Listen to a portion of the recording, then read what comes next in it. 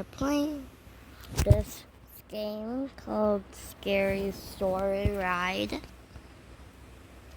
So let's go get the tickets before we late.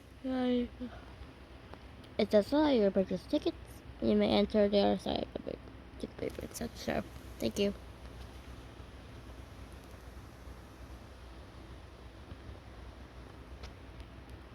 Getting doors way through here, please. Okay. Also, the story is called Hide and Seek. Oh, wrong way.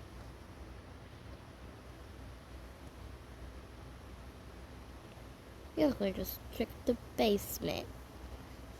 Dan and Melanie were getting married in a week, so they invited their best friends to Melanie's house for a party.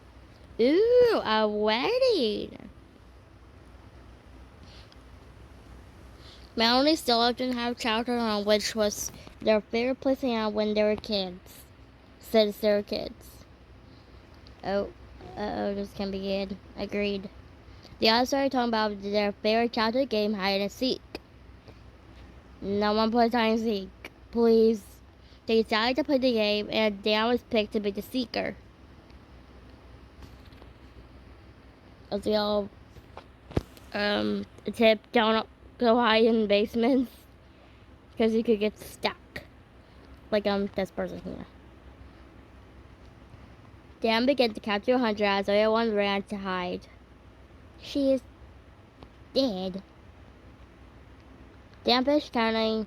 Ready or not, here I come, he yelled loudly. He went for the house looking for all of his friends. He looked everywhere but was having a hard time finding anyone.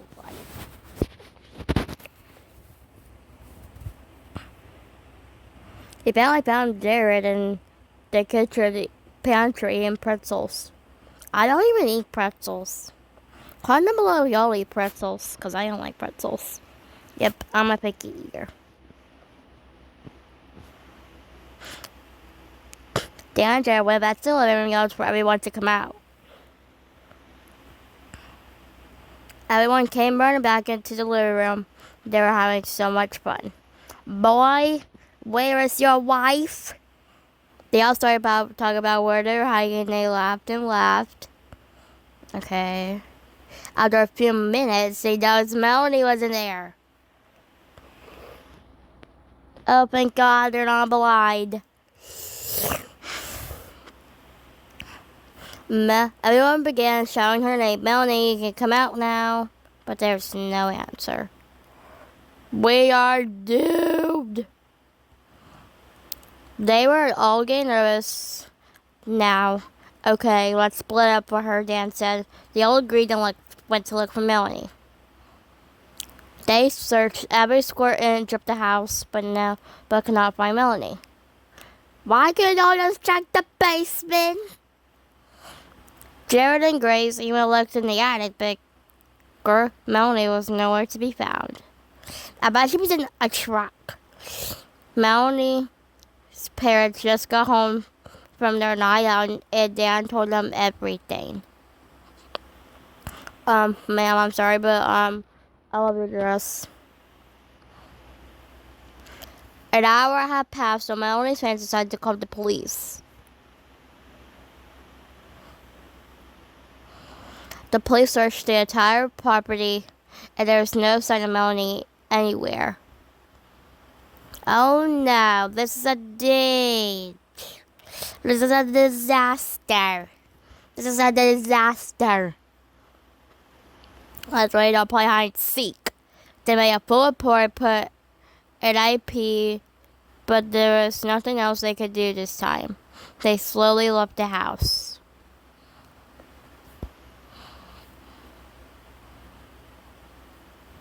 Poor mother, poor mother.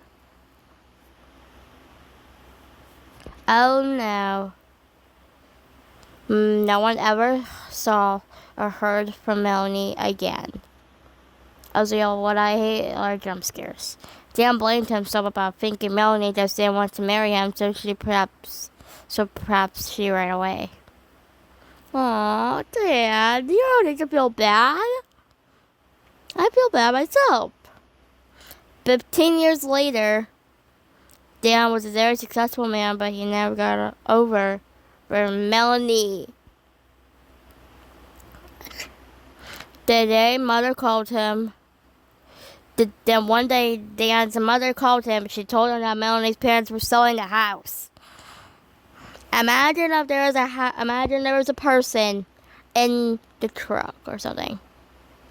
His heart was broken, but then she told him something terrible.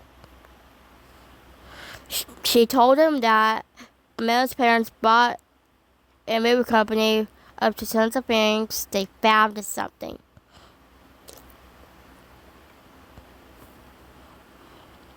In the basement, they found a very heavy truck. When Melanie's parents unlocked it, it opened it.